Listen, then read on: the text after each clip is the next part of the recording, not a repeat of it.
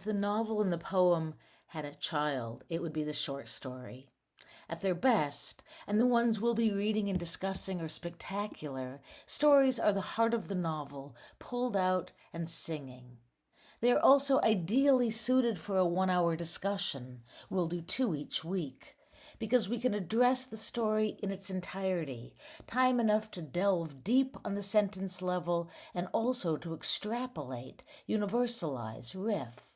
I'm Jackie Berger, and I've been teaching the short story for years, and I'm still in love. Also, of course, this is the perfect moment, when everything feels insane and overwhelming, to lean on our best thinkers and writers to help us untangle and articulate. The women I've gathered for this class are complex and vibrant and brilliant. Margaret Atwood on sex and power, Zadie Smith on trans acceptance, Lauren Groff on gentrification and maternal rage and noticing. I'm so excited. Join us.